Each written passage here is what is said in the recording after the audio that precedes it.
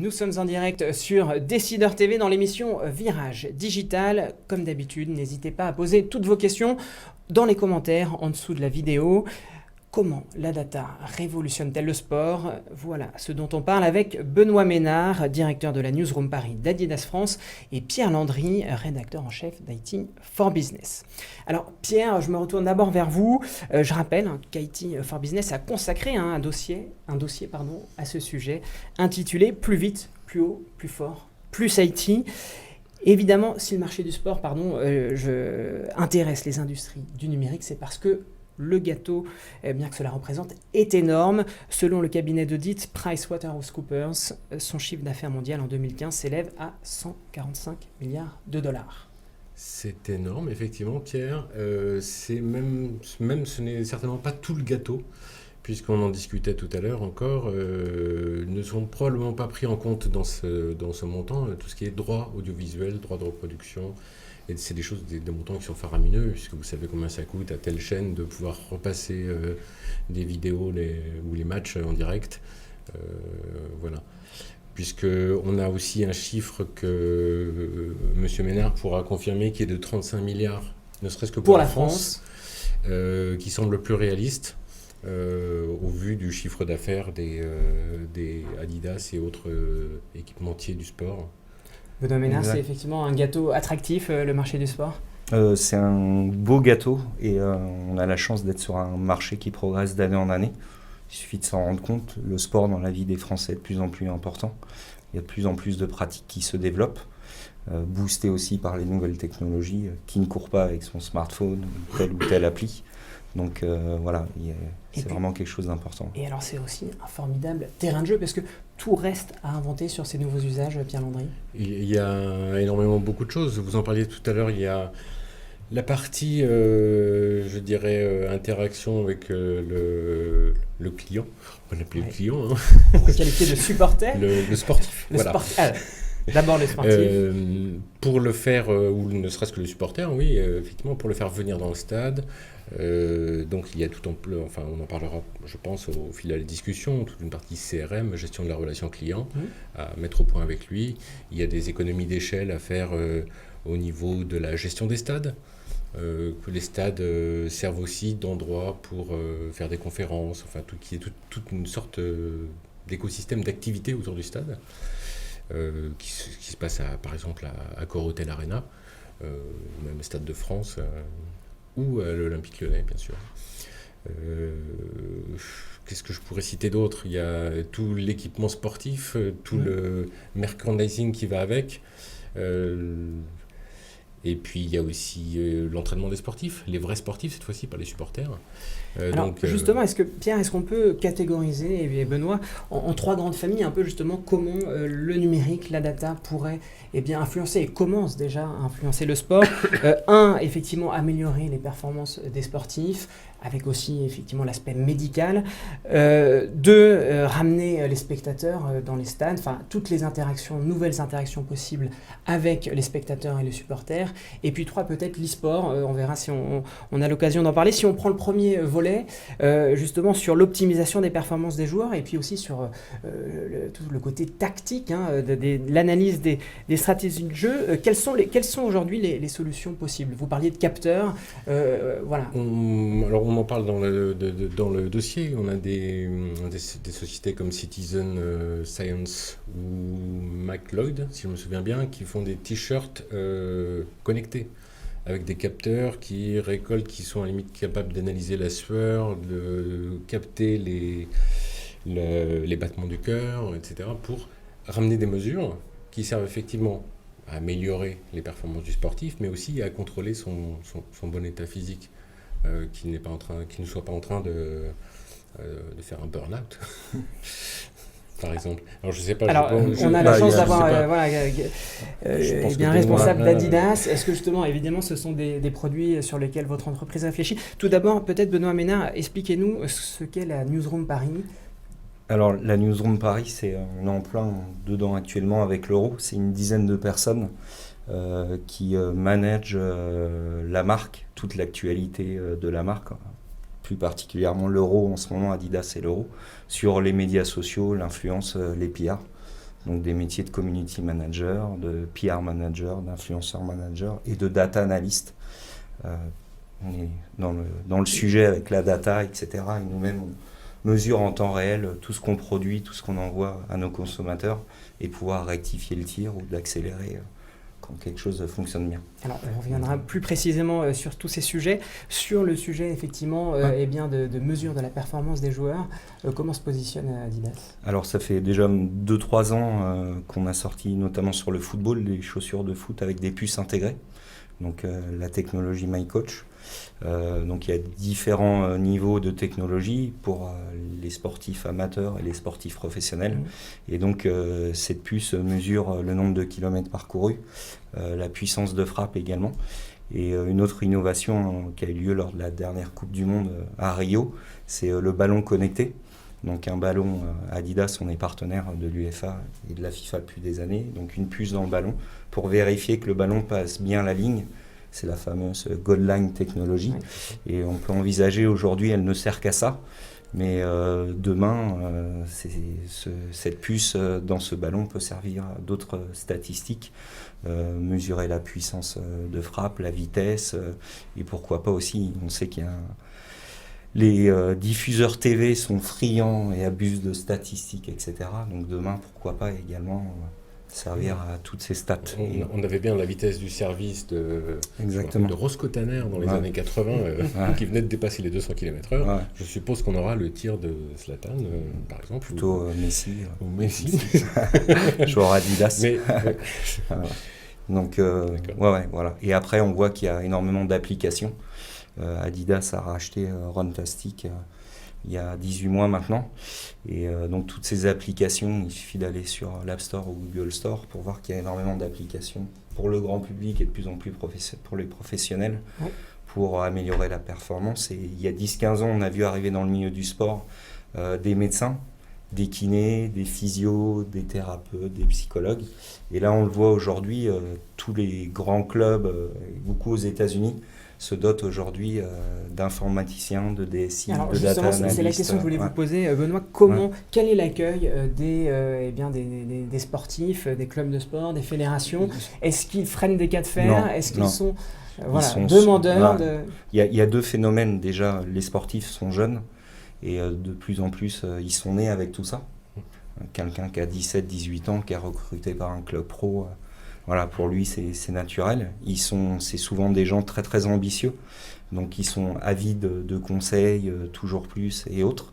Et dans les clubs, les fédérations, c'est toujours la recherche de la performance ultime et de tout ce qui peut entourer cette performance ultime. Parfois, ça passe par des nouveaux coachs, comme l'annonce aujourd'hui au PSG, ou parfois ça passait avant par des gourous, du nouveau matériel. On parle beaucoup des plus de l'euro en ce moment, donc on voit que c'est important. Et tout le monde professionnel sportif est convaincu. Les statistiques, ça fait des années que c'est dans la culture du sport, notamment aux US, où c'est énorme. Et non, ils sont demandeurs. Vous parlez justement de coach, et on peut pas ne pas revenir sur le film Le Stratège Brad Pitt. Que nous n'avons pas cité dans notre dossier parce qu'en fait, il paraît que tout le monde en parle, donc ça aurait été un peu trop facile. Absolument. On parle de baseball dans ce film. On parle de baseball et effectivement, on parle surtout presque de virer le coach pour le remplacer par un logiciel qui va analyser des algorithmes pour les joueurs. Données sur les joueurs pour savoir s'il doit être à tel poste ou tel autre poste. Et effectivement, c'est un gros coup de pied dans la fourmilière de ce monde du baseball, puisque en effet, donc Brad Pitt, qui est l'entraîneur de cette équipe, fait venir un ancien trader et qui fait effectivement mouliner les chiffres, les stats des joueurs, et qui finalement lui amène à construire une équipe avec des joueurs que personne n'aurait pris dans son équipe, parce qu'effectivement, ils ont une façon bizarre de lancer. Mais l'assemblage de ces données montre, via les chiffres, que c'est ce qui va faire gagner l'équipe.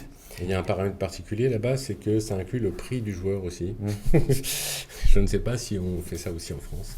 Alors, est-ce que ça peut faire peur, justement, Pierre Landry ? Tout ce qui va vers la robotisation peut faire peur. Alors, soit on vit avec, soit on arrête tout de suite.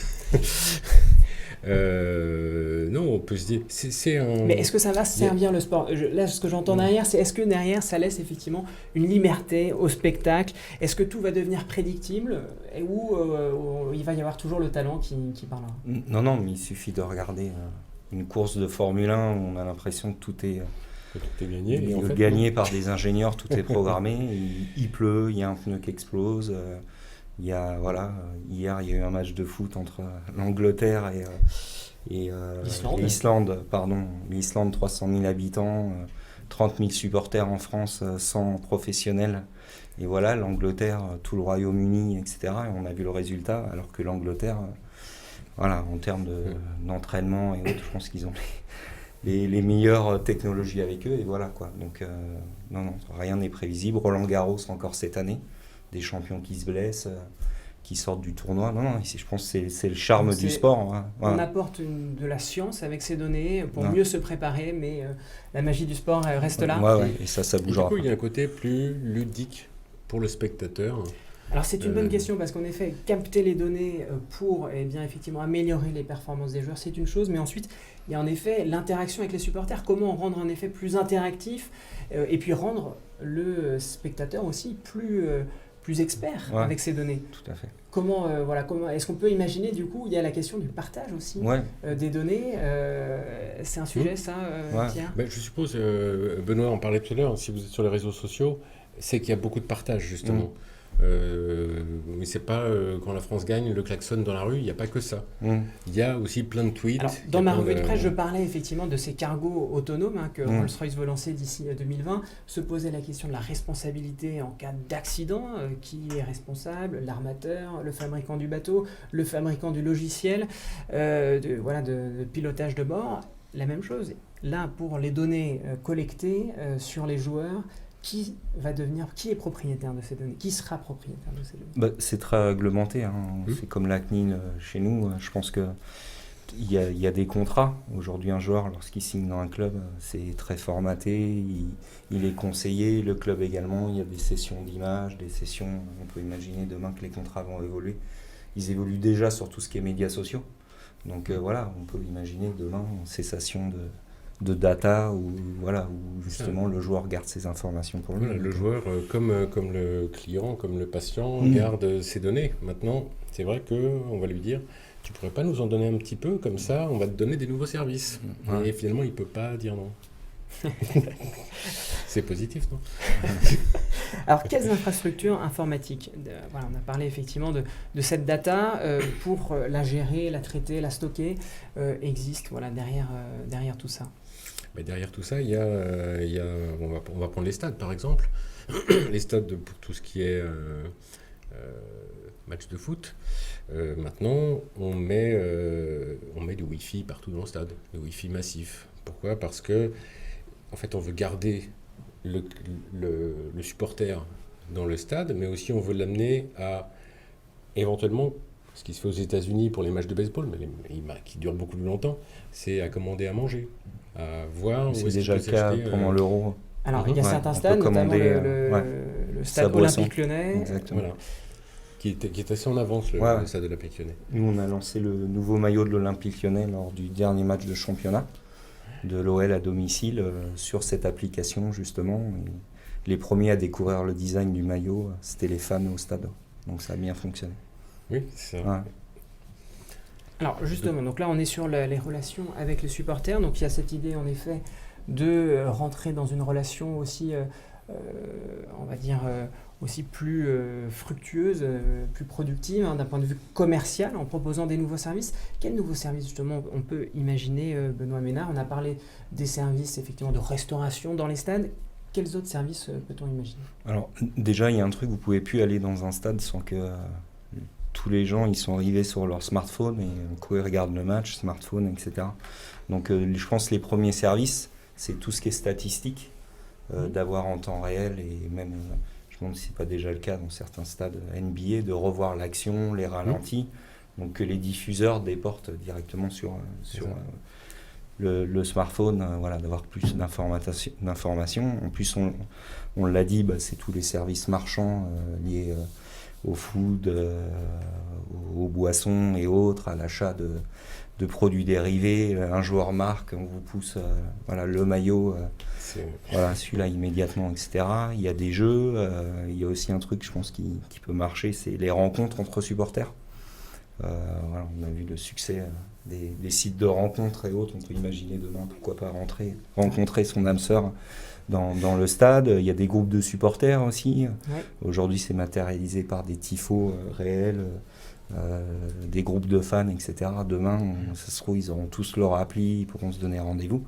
Et c'est vraiment nos limites. Et je pense que le stade de Lyon, il a vraiment pris le virage et c'est vraiment une expérience.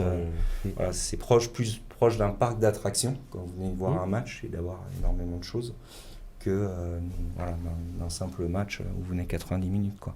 Alors vous, par exemple, dans le cadre de l'Euro 2016 justement et de cette newsroom, quelles sont là un peu les opérations emblématiques que vous menez Donc nous, on a la chance d'avoir le joueur emblématique de l'équipe de France qui est Paul Pogba. Donc qu'on attend encore. Il va venir. Souvenez-vous, 98, Zinedine Zidane qui s'est révélé à la finale. Donc on est très très confiant par rapport à ça. Et donc l'opération emblématique, Pogba a été beaucoup décrié au début du mondial, a été pris à partie par un journal dont je tairai le nom, que j'adore, mais qui a été un peu loin. Ça s'est un peu retourné contre ce journal. Et donc nous, on a soutenu Pogba via des tweets, des Facebook, et il y a eu un engouement terrible autour de lui par rapport à ça. Le joueur nous a répondu. Donc c'est ce genre de choses. Et ensuite, pour la première fois, donc on est partenaire de l'UEFA. Et pour la première fois, on a clearé des contenus avec eux. Le lendemain des matchs, on diffuse sur nos plateformes les meilleurs buts. L'Allemagne qui a marqué, l'Espagne qui a marqué, Et également, à la sortie du match, on a un contenu qui est exclusif et qui cartonne sur Instagram. On a un de nos photographes, dès qu'il y a le coup de sifflet final, il se précipite sur un autre joueur. Il prend un portrait du joueur, une sorte de selfie, mais sans trucage, etc. Vraiment à la deuxième seconde après la fin du match, et ça fait de très très belles photos. Et donc ça, on les envoie immédiatement sur Instagram.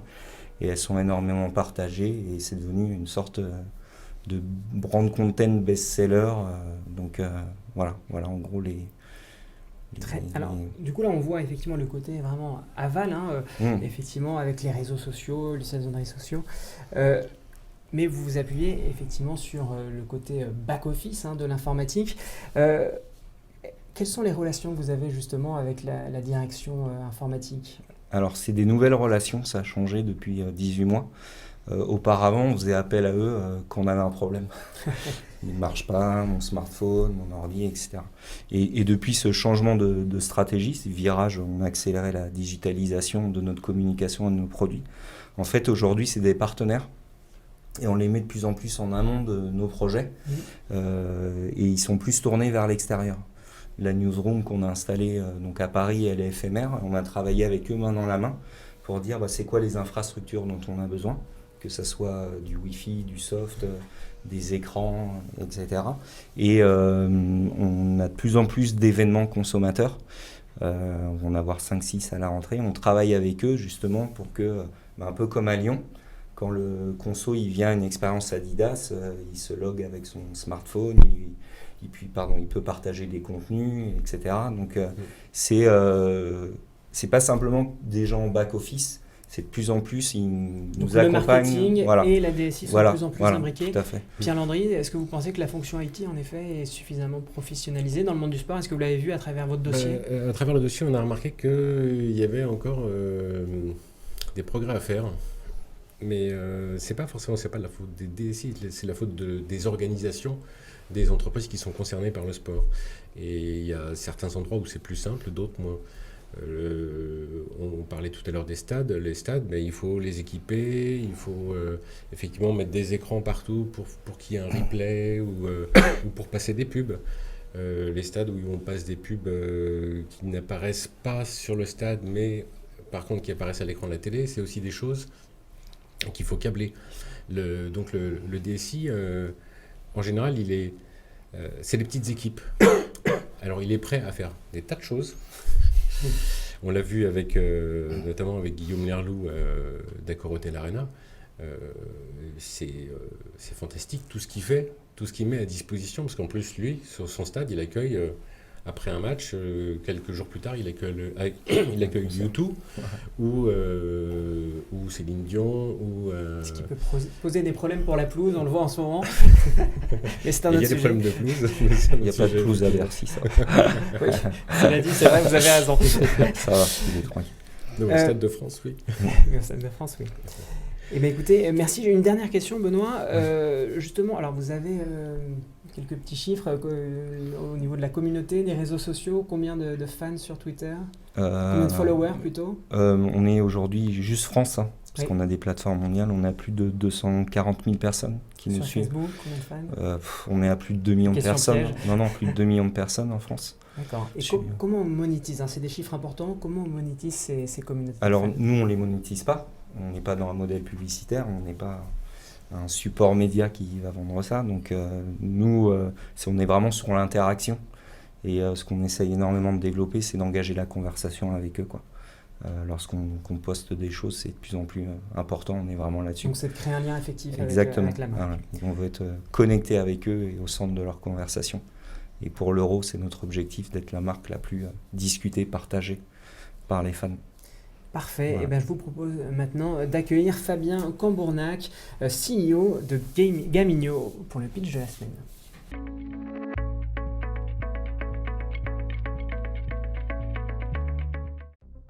Demain appartient aux plus rapides. Pour vous aider à aller toujours plus vite, nous avons créé une nouvelle entreprise totalement dédiée à l'avenir de votre secteur. Où les hommes, la technologie et les idées font avancer le monde ensemble. Accélérer l'innovation, accélérer le changement, accélérer l'avenir. Hewlett Packard Enterprise.